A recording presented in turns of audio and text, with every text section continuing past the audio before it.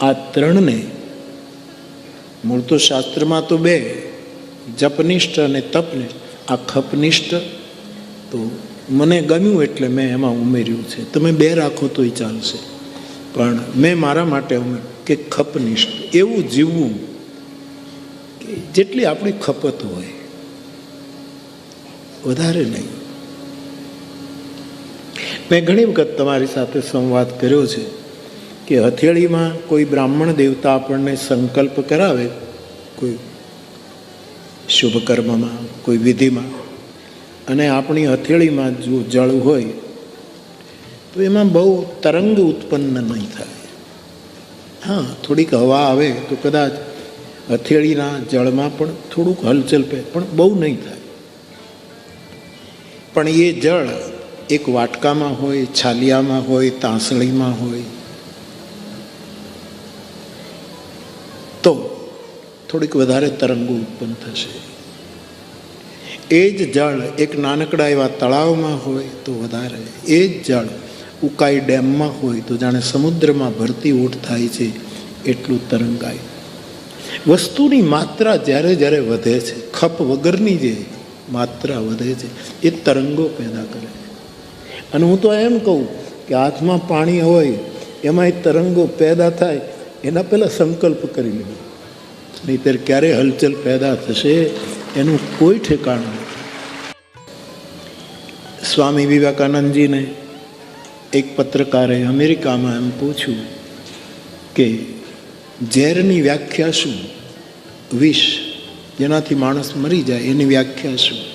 તપાક જવાબ આપેલો કે વસ્તુનું માત્રા કરતાં વધી જવું એ ઝેર છે, એ અમૃત.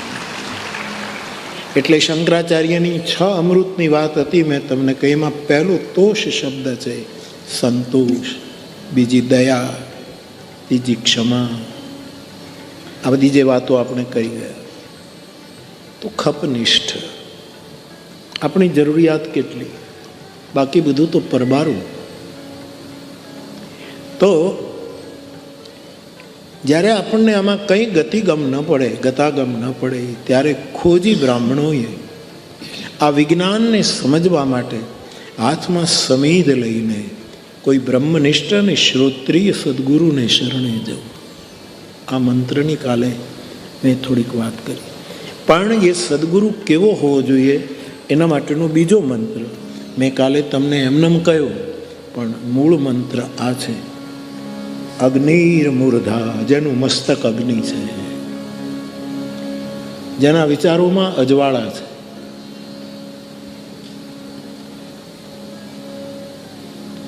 મેં ગઈકાલે એ પણ વાત કરી કે પ્રકાશને પણ પોતાનું અંધારું હોય છે. યદ્યપિ જ્ઞાનને પ્રકાશ કહેવો છે, પણ એનું અંધારું હોય છે.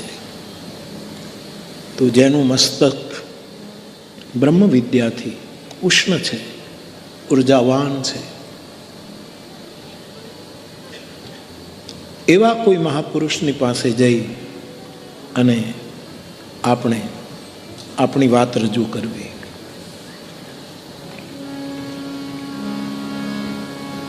અગ્નિર મૂર્ધા ચક્ષુષી. જેની આંખમાં ચંદ્ર અને સૂરજ હોય એવો કોણ છે? કોણ છે એવું? વંદે દેવ ઉમાપતિ સુરગુરુમ વંદે જગત કારણમ વંદે પન્નગ ભૂષણમ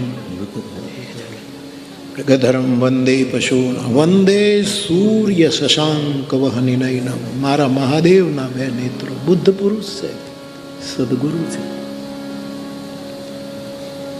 એક આંખ જેની જ્ઞાનની હોય, જેમાં સમજણ ભરી હોય, અને બીજી આંખમાં વૈરાગ્ય એટલે સમર્પણ ભર્યું હોય.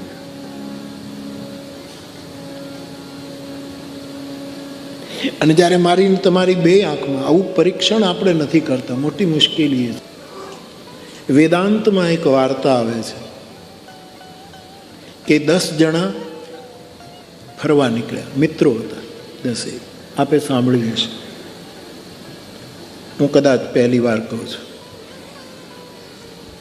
અને ખબર છે કદાચ 30 વર્ષ પહેલા વ્યારાની કથામાં કહી હતી. 30-35 વર્ષ થયા કથાને. વ્યારા ખબર નહીં ક્યાંક કહી હશે પણ મારા સ્મરણમાં નથી. 10 મિત્રો ફરવા નીકળ્યા. પછી બહુ ગાઢ જંગલ હતું, ગરમી બહુ હતી, એટલે ઘણા સ્પીડમાં ચાલે છે, ઘણા ધીમે ચાલે છે, વળી ઘણા પોરો ખાય છે. એમાં બધા આગળ પાછળ થઈ ગયા.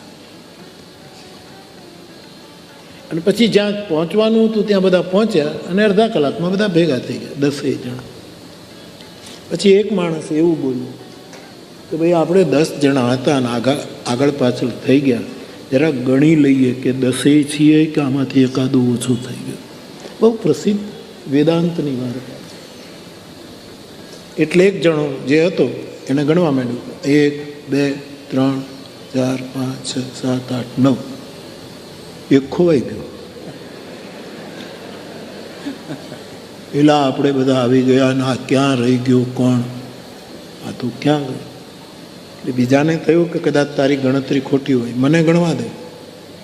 એટલે એને કહ્યું 1 2 3 4 5 6 7 8. અને ઓલો પહેલો ગણતો હતો એ 9. એને થયું કે એક ગયો, ખોવાઈ જ ગયો છે, ગયો ક્યાં ગયો. ત્રીજાએ કહ્યું કે ગણતરીમાં કાંઈક ભૂલ છે, આપણે 10 જ હતા. ત્રીજાએ ગણતરી કરી, વળી એણે 1 2 3 કરી 9 ગણ્યા. દરેક જણા પોતાને ગણવામાં ભૂલી જાય છે કે હું 10મો છું. અને જ્યારે હું તમે અધ્યાત્મ જગતમાં ભક્તિ માર્ગમાં પોતાને ઓળખવાનું ભૂલી જઈએ અને પછી 9ના કેટલાય પલાખા આપણે ગણીએ ને, બધું અધૂરું છે. પૂર્ણતા તો જ્યાં લગી આત્મા તત્વચિહ્નો નહીં ત્યાં લગી સાધના સર્વ જૂઠી. મારો નરસિંહ મહેતો કે જ્યાં સુધી માણસે પોતાને ન ઓળખ, આપણે બધાની આ દશા છે. આપણે બીજાને કેટલું સમજાવીએ છીએ, કેટલું સમજાવીએ છીએ. 9 જણા જ ગણાય છે, એક પોતે ચૂકી જાય. આપણને ઓળખી લેવા. એટલે મારા ભાઈ બહેનો, હું તમને ખાલી હાથ પાડવા આવ્યો છું કે આપણે બીજા ધર્મની બહુ વાતો કરી, પણ આપણો ધર્મ શું છે એને કેમ ભૂલી ગયા છો? બાકી તો ઘણા દુઃખ ચાહીએ કા બે આ ધર્મ આ ધર્મ આ, પણ તારો મૂળ ધર્મ જે સનાતન ધર્મ છે એને ભૂલી જશો તો બાકીનું બધું અધૂરું છે, બધું જ અધૂરું છે. છોકરાઓને બસમાં ભણવા લઈ જાય, ચાલો અમે તમને લઈ જઈએ સ્કૂલે. અને પછી નાના નાના બાળકોનું બ્રેઇન વોશ કરે આ લોકો. શું કરે કે જો અમારા ભગવાન અને તમારા ભગવાન જુઓ. હવે એના જે ભગવાન હોય, પ્રચાર કરવો હોય, એ મૂર્તિ લાકડાની રાખે. આ બહુ જૂનું દ્રષ્ટાંત. અને આપણા જે ભગવાન હોય સનાતનના, એ મૂર્તિ લોખંડની રાખે. બે સેમ મૂર્તિ. ખબર ન પડે, રંગ પણ એવો, બધું એક. આપણને ખબર ન પડે કે આમાં કઈ લાકડાની ને કઈ લોઢાની. પછી પાણીનું તપેલું ભરે કે મોટું ટોપ ભરે જેવું. પછી સનાતન ધર્મમાંથી આપણને વટલાવવા માટે એ બે મૂર્તિ કે જુઓ આ તમારા ભગવાન, આ અમારા ભગવાન, એક સરખા છે ને કા. હવે એના ભગવાન હોય એ લાકડાના મૂર્તિ હોય, આપણો હોય એ બે પાણીમાં નાખે તો લાકડાની મૂર્તિ તર્યા કરે, લોઢાની મૂર્તિ ડૂબી જાય. એટલે તરત કહે તમારા ભગવાન તો ડૂબી જાય, તમને શું તારવાના? અમારા ભગવાન જુઓ તરે ને તારે, તારણ તરણ. આ તારણ તરણ હવે બાળકના મનમાં તો બેસી જ જાય. તો રામ ને કૃષ્ણ એ તો બધા ડૂબે છે. હવે લાકડાની મૂર્તિ તો તરે જ. એટલે નાના બાળકોનું બ્રેઇન વોશ થાય અને એને એમ થાય કે હા તો બહુ તો હવે આ જ પકડવા જેવું છે, આને જ પકડ. એમાં કોઈક બાવો બસમાં ચડી ગયો. એ માર્ગી બાવો જ હોવો જોઈએ, મને એવું જ લાગે. માર્ગી સિવાય આવું કામ ન કરે કોઈ. ચડી ગયો. હવે આવો ખોટો પ્રચાર થતો હતો કેમ કે બસ ઊભી રાખો. બધે ચડ્યો, પછી પોતે જ ઘંટડી મારી બસ ઊભી રાખે. બધાને નીચે આવો આવો ધર્મગુરુ તમે પણ પધારો. શું સમજાવતા હતા છોકરાઓને કે જો આ અમારા ભગવાન, આ તમારા સનાતન ધર્મના ભગવાન પાણીમાં અમે નાખ્યા તો જો અમારા ભગવાન તરે. પણ એ લાકડાની મૂર્તિ છે, છોકરાઓને ખબર નથી. આપણા ભગવાન લોઢાની મૂર્તિ બનાવી તો એ ડૂબી જાય. પેલા માર્ગે બાવાએ કીધું કે ભાઈ અમારે જળ પરીક્ષાનો રિવાજ જ નથી, અગ્નિ પરીક્ષાનો રિવાજ છે. અમે તો હંમેશા અગ્નિ પરીક્ષા કરી. અમારા સતીમાએ અગ્નિ પરીક્ષા કરી, શબરીજી અગ્નિમાં સમાઈ ગયા, અમારી જાનકીમાં અગ્નિમાં ગયા. અમારો તો અગ્નિ પરીક્ષાનો જ રિવાજ છે. એલો મુજાયો ભઠ્ઠો કરો અગ્નિ